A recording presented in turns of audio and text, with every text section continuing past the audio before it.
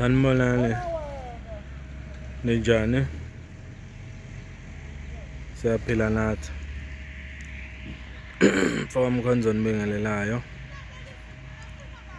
Sibonga kakhulu ukuthi niyaphila. Futhi asithemba ukuthi niyaphila nonke kuhamba ngendlela. Ake ngithathe leli thuba nginibonge ngokuthi niqhubeke nisubscribe kule channel. Nginibonga nokuthi niyaqhubeka nisupport i-channel ngokukhomenta, ukushare, ukulike ama-video ami. Ngiyanibonga kakhulu guys. Thank you so much. I appreciate it. I appreciate it a lot. Ngiyabonga.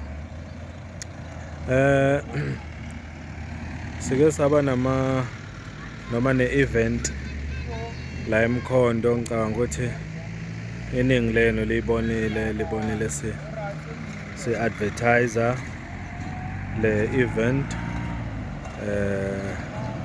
Si-advertisele kakhulu. Saze saposta nama-video athile obekwenzeka kwi-event. So ngingasho nje mina ngokwami ukuthi i-event ihambe kahle kakhulu. Sibonga kakhulu futhi naku-convener we-MKP eMpumalanga, umama uMkhwebane, nabo bonke ubuholi bakhe noma i-detachment yaseMpumalanga abehambisana naye. Sibonga ubunye ababe nabo ukuze le program ihambe ibe impumelelo. Sakhona ukumobilize i-community kwi-sub-region yethu. Kwahlangana eSiphunzini Hall kwaba impumelelo. Siyabonga kakhulu. Engijabulelena kakhulu indlela umama uMkhwebane abechaza ngayo i-constitution ye-MK. Indlela ayicacise ngayo. La besibonisa khona ukuthi yini okufanele siyazi futhi yini okufanele siyenze njengamalungu eqembu ukuze sibonise ukuthi siyabsupport ubuholi futhi sizimisele ngempela ukuthi i-MK ishintshe impilo zabantu base-South Africa. Ngakho-ke ngingasho nje ngithi uyichaze kahle kakhulu umama uMkhwebane i-constitution. Siyabonga kakhulu, kube kuhle kakhulu lokho. Siyabonga kakhulu. Kwangathi-ke singakulandelela konke obekushiwo la. Futhi i-constitution nje kuhle ukuthi sonke sibe nayo. Singagcini ngokuba nayo, siyifunde. Singagcini futhi ngokuyifunda, sikwenze lokho esikufundayo kwi-constitution. Ngiyezwa ukuthi kunabanye abayigxekayo nabasho nje straight ukuthi ngeke baze bayilandele. Labo bantu ngicabanga ukuthi MK ayibadingi ngoba alikho ikhaya elingasebenza kahle successful noma ngempumelelo lingenawo umthetho. So i-constitution ye-MKP iwumthetho we-MKP. Kufanele ilandelwe ukuze zonke izinto zihambe ngokuhleleka. So yilokho nje engathanda ukuqala ngakho namhlanje la ukuthi i-event yethu eMkhondo ngicabanga ihambe kahle kakhulu. Umama uMkhwebane futhi ukugcizelela ukubaluleka kokuba ne-constitution ye-MKP. Each and every person abe nayo futhi ayifunde, futhi leyo constitution ayi-implement noma akwenze okushiwo constitution. Yilokho nje bengifuna ukuqala ngako ukuthi siyabonga i-event ibe yi-success ngempela. Kunento engifuna nje ukuyikhuluma namhla ngokukhethekile. Namhlanje ngizokhuluma nge-youth noma ngabantu abasha abakhona eSouth Africa. Ngizokhuluma nabo, ikakhulukazi abantu abasha abaku-MK Party ngoba ngizokhuluma nge-MK Party. Ngicabanga ukuthi i-MK Party njengoba sibonile kuseyiphathi nje nonyaka owodwa kuphela ayisungulile ubaba uMsholozi. Kodwa sesibonile ukuthi yenganywe iy'nkinga ezingakanani. Ezinye zangamabomu azinasidingo futhi. Ezinye zibangwa nje ukuthi abantu bafuna amandla nenkani, bafuna ipower nenkani, balambele nje ukuphatha, akukho okunye. So ezinye zey'nkinga lezi MK Party ebhekene nazo njengamanje. So uyabona nje uma ngibuka kwamanye ama-province ngiye nganotice ukuthi isikhathi esiningi kuba abantu abadala uthola ukuthi basey'nkingeni ey'thile ne-MK, noma sometimes baze benze nezinto ey'phambene nomthethosisekelo we-MKP. Uma ungabheka i-youth ye-MK Party, ake ngithi nje i-Youth League ye-MK Party ayikaze ibe ney'nkinga ezingako. Uma ngingabheka nje mhlampe ngokukhethekile eMpumalanga la ngiphuma khona, sibonile ubuholo bebukhona eMpumalanga buze bahlakazwa njengoba sekunomthethosisekelo manje, lobu bebukhona before. Angikhumbuli kuney'nkinga lapha kubangwa indaba yobuholi nani nani. Bekuyi-structure nje besihlelekile, i-Youth League ye-MK Party izenzela izinto ngendlela. Ngithi ake sikushayele izandla lokho, futhi ngiyafisa kwangathi i-youth ye-MKP ingaqhubeka nalowo mqondo. Njengoba nje manje sibona selokhu yalontshwa ama-structures e-MK Party kuma-province. Siyambona laphayana umfoka Cibane nobuholi bakhe be-national bayahamba ama-province nama-province balontsha ama-structure e-MK Party, Youth League ye-MK Party. Kwangathi labo ababekwayo kulawo ma-structures bangayibamba, bangalwi, bangabangi, futhi basaphothane, kube ne-unity, ngoba if kuzoqhubeka kube nalokho esikubona kwi-motherboard ukuthi kube nokushayisana kwemibono kuze kuvele esidlangalaleni, ubone nayo izwe lonke, ngeke izinto zihambe kahle. MK Party, Youth League ye-MK Party, ngiyacela ukuthi niyibambe, nihlangane, nibe munye. Mina njengomfoka Mkhonza ngikholelwa ukuthi isimo salelizwe noma ushintsho esilidingayo kulelizwe, mina ngikholelwa ukuthi lisezandleni zabantu abasha. Abantu abasha ngikholelwa ukuthi bangashintsha isimo salelizwe uma nje bengaba united, babe into eyodwa, babe negoal eyodwa, bamambisane, basaphothane. Abantu abasha balelizwe yibo abangaletha izinto ezifunwa yilelizwe noma izidingo ezifunwa abantu balelizwe. So i-Youth League ye-MKP ngithi ngicabanga ukuthi mina njengamanje, ngoba siyabona ukuthi kuyo bekungakabi nezimpi ey'ningi nani nani, futhi kubonakala ama-structures abawakhayo hamba kahle kakhulu. Sorry, njengoba nje kusazoyiwe emphakathini, futhi already MKP semphakathini yakha le structure. Kwangathi bazali lapha emakhaya ningadedela abantwana benu bayojoyina i-Youth League yomkhonto weSizwe Party. Uma ungumzali lapha ekhaya, dedela ingane yakho uma iku-age efanele, cishe from 13 years mangikhumbula kahle, MKP constitution ngathi isho njalo impela, ukuthi from age 13, uma usunengane na 13 uyidedele mama ukuthi uyojoyina, ibe yimember ye-Youth League, ibe yimember ye-youth structure ye-MK, ukuze ingane yakho izokhona ukudla etafuleni le-MK Party, ikhona ukufundiseka, ibe ne-discipline, ibe ngaphansi kwe-structure, iqoqeke futhi. Yiloko engikufisayo, ngoba ngikholelwa ukuthi i-youth ye-MK Party umsholozi uney'nhlelo ezinhle ngayo, esebenzisana no-SG wakhe nobuholi be-High Command. Ngicabanga ukuthi kuningi okusazokwenziwa yi-youth eSouth Africa. Umsholozi kabe nenhloso uma ethi i-Youth League ayiqale kule age engikhuluma ngayo, u-13 years. So uma ngabe ingane ikulo 13 years, ngiyacela ukuthi umzali ayidedele, ibe part of i-structure, ibe kwi-structure noma ngaphansi kwe-structure se-MK, ukuze izinto zizohamba ngendlela empilweni yaleyo ngane, konke kuqonde. Ingane ikhule ngaphansi kwe-structure se-MK, ikhulele khona, ikhule ibe nolwazi ngokuthi kwenzakalani ezweni, futhi ibe nolwazi lokuthi yini okufanele yona i-contribute ukuthi ishintshe isimo salelizwe. Yiloko engingakusho. I-youth ngiyathola nje ukuthi i-youth ye-MK Party iney'nhlelo ezinhle kakhulu zokuhambela, for example, iy'kole, ihambele iy'kole, ingayi nje kuphela ukuyomobilize abantu abasha kuphela, kodwa iphinde iyo-donate nezidingo ezidingwa iy'ngane zesikole. Kungaba ngama-sanitary towels, kungaba izinto nje ey'fana nama-yunifomu, iy'cathulo, isikolo, mhlampe ney'ncwadi uma kunokwenzeka. I-Youth League ye-MKP ngiyathola ukuthi inawo ama-program anjengalawo.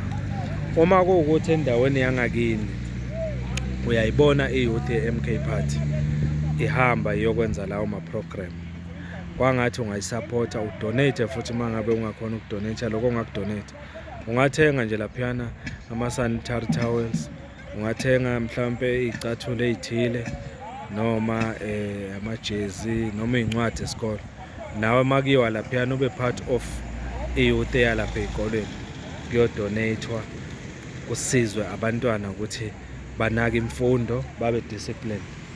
Kodwa-ke futhi ngiyacela ukuthi ney'kole zisivulele iminyango, zingabuki ukuthi singabantu bepolitiki uma sifika lapha ey'koleni bese mhlampe ziba nokuthi hhayi ayikho into esingayamukela evela kubantu bepolitiki bazo-corrupt abantwana bethu and all that. Siyacela ukuthi uma kunokwenzeka bo-principal bey'kole sivuleleni iminyango ukuze sikhone ukuthi sifike sizo-donate ey'nganeni zenu lokho esinako, sikhona ukuthi simobilize futhi abantwana ukuthi basijoyine. Umsholozi usicelile ukuthi i-youth yethu siyijoyinise, abantwana bethu bajoyine from age 13 nje. Lowo mntwana useyakhwalifya ukuthi angaba kwi-youth ye-MK, asale aba ngaphansi kwe-structure se-youth ye-MK. Siyacela iy'kole zisivulele, sifuna ukuza noshintsho olukhulu. Sikholelwa ukuthi ushintsho olukhulu eSouth Africa kufuna liqale khona ey'koleni, kufuna liqale khona ey'koleni. Abantwana baspenda isikhathi esiningi esikolweni, ama-hour amaningi usuku nosuku bawaspenda esikolweni, okusho ukuthi kufanele ukuthi njenge-MKP sibe baningi ey'koleni, and iy'kolo zisamukele zisivulele futhi lawo mathuba ukuthi sifike sizokhuluma nabantwana ey'koleni, sifike sizomobilize abantwana ey'koleni, sifike sizodonata esikolweni. So iloko nje esikucelayo kubazali, iy'kole, o-principal, ama-school governing board, sivumeleni sifike singene ngempumelelo, sikhone. Asizanga ngobubi, sizolekelela iy'kole ukuthi kuloko nazo iy'kolo ezibhekene nako kuyingqinamba.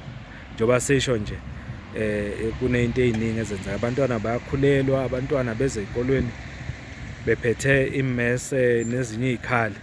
Thina siyi-MKP, uma labo bantwana labo bengangena ngaphansi kwey'structure zethu siyi-MKP, sizoqinisekisa ukuthi labo bantwana bayaqoqeka, bayafundiseka. Sizoba nama-program ukuthi abantwana abanjengalabo bayafundiseka, konke kuhamba ngendlela. Kodwa-ke konke lokho sobe sikwenza ngaphansi kokuqondisa kobuholi bethu obuphezulu. So ithola i-guidance evela phezulu ebuholeni bukamsholozi nama-officials anawo phezulu ukuza phansi njalo njalo ukuthi kufanele sikwenze kanjani konke lokho. Yikho nje ngingafuna ukusho la ukuthi kule video ngifuna ukuqinisekisa ukuthi abantu abasha eSouth Africa ibona abangashintsha isimo salelizwe. Ngathini? Abantu abasha bayi-last hope yesimo salelizwe ukuthi sishintshe. Yingakho njengamanje mina ngikholelwa ukuthi kufanele prioritizwe kakhulu i-youth kwi-MK Party, kube yiyona ephushwa kakhulu nefandwa kakhulu futhi kuma-programs wayo.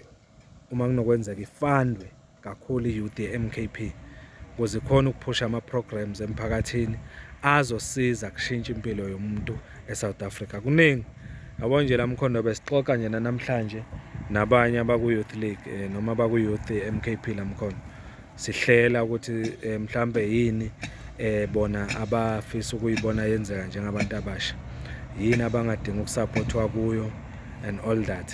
Sizimisela ukuthi thina njengabantu asebathe ukukhula sibalekelele njengeyouth, sibe lamva kwabo. Singafuni ukulida i-youth kube yithi esilida i-youth, cha. I-youth ayilide thina, ayilide thina i-youth. Thina sibe lamva kwayo, siyi-advisor kuphela lapho nalapho siyiqondisa, kodwa kube yiyona i-youth ehamba phambili. Masingathi singabantu abadala bese sifuna uku-hijack ama-program abantu abasha, masingawa-hijack. asivumele i-youth kube yiyona elidayo ehamba phambili kuma programs wayo, thina sibe la ngemuva siyisupport. Uyayibona leyo nto. Ma university siyakubona kuyenzeka ukuthi kube nabantu abaku youth ngathini bathini student command se-MKP, ngoba i-constitution iyakuvuma lokuthi ungaba kwi-student command noma usumdala, ungumuntu omdala, as long as une-student number sokuthi use-tertiary uyafunda ungajoyina. So labo bantu laba kufanele bese bafuna uku-hijack izinto zabantu abasha. Vuma nje umdala ukuthi abantu abasha bakuhole, ngoba ama-programs wabo lawo, i-structure zabo lezi kufanele ukuthi bakuhole umdala unjalo, noma ungaba mdala ube lapha e-university, ube lapha e-college ku-student movement, excuse me, yabo. Kodwa kufanele ukuthi ulandele imiyalelo yamalidi abantu abasha nabo. So yiloko nje bengifisa ukusho la ukuthi mina ngikholelwa ukuthi i-youth ayisupport kakhulu ku-MK Party.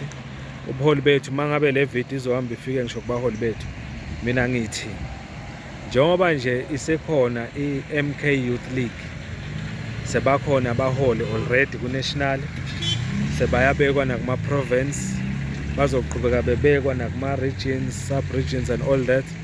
Kwangathi bangafandwa kakhulu kuma-programs wabo, ngisho njalo bafandwe ukudlula wonke ama-program mina engicabanga ukuthi akhona. I-youth ayifandwe kakhulu kuma-programs wayo ngoba iyona ezogijima kwi-ground isize ukuthi kufukulwe abantu abamnyama ekuhluphekeni. I-youth engakwenza lokho njengamanje. Ayinikwe i-youth amandla, ayinikwe igunya lokuthi kwenze konke lokho independently, ayinikwe ukuthi kwenze ikhululekile, izenzela ngokukhululeka, ibe independent, ingahijackwa. Yiloko nje ngikusho. Kodwa nani ke youth sengiphetha, ngifuna ukukhuluma nani. Maningabe senithi ngoba naku ninikwa amandla, ninikwe i-independence noma ukuyimela ukuthi nenze lama program and all that, bese sidelela abantu abadala. Kumele akufanele sibadelele, kufanele sazi ukuthi kune-motherboard, kufanele sazi ukuthi kunabaholi abaphezulu. Okubalena kakhulu kumele sazi futhi kune-constitution ye-MKP okumele ilandele. Akufanele bese sibawobhongoza sesifuna ukweqa nemithetho sizenzela ngokwethu. Cha, ukuba independent akusho lokho.